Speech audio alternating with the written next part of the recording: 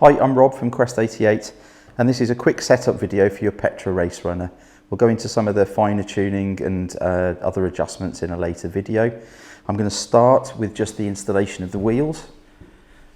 So this is now your front Petra wheel, and you'll note it's a different size from the rear wheels here, and it has a quick release, cycle quick release in the hub.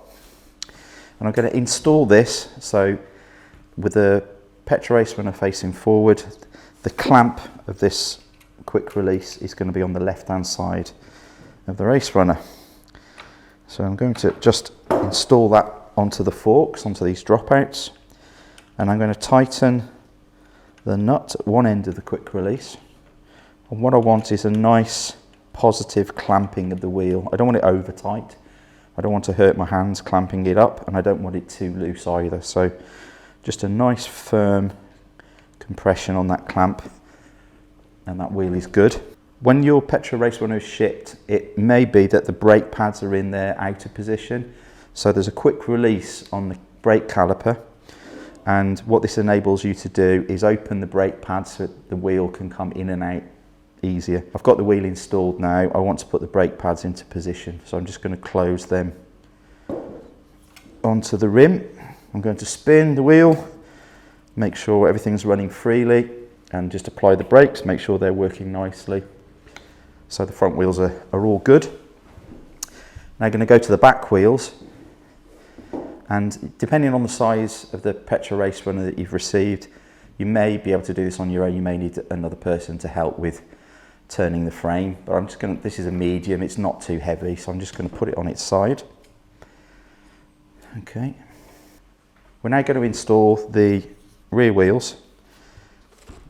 Sometimes the treads can vary on these, so this has a very definite pattern that shows you the direction of travel that it needs to go to. So I can determine which side is which, making sure that those treads are going in the right direction. So I'm going to offer up the wheel, and it should just sit nicely, and I should have no resistance at all when I'm winding this axle in. If there's any resistance, even right at the beginning, stop and try and get that wheel offered up at a better angle, because you might be in danger of actually cross-threading the wheel if you just keep going when it's tight. So that's rotating nicely. Parking brake, and I'm just going to turn it over and do the other side.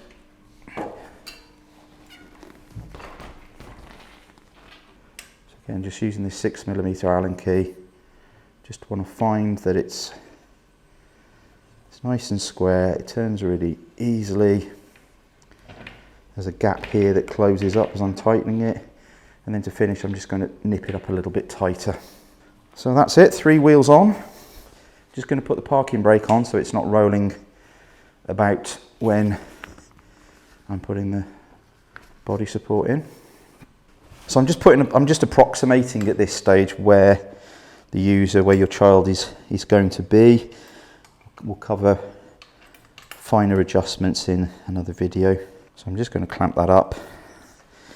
So there's 2 parts to the posts here. We've got a post that's attached to the body support, which has a T profile, and we have one which is a straight post but has a 45-degree angled bracket, and it's that post with the angled bracket that we're actually installing into the frame. Finally, we have the saddle unit, and again at this stage we're just approximating the kind of inside leg that we want to achieve. Might be worthwhile just taking a measurement of the inside leg and getting the saddle height there or thereabouts.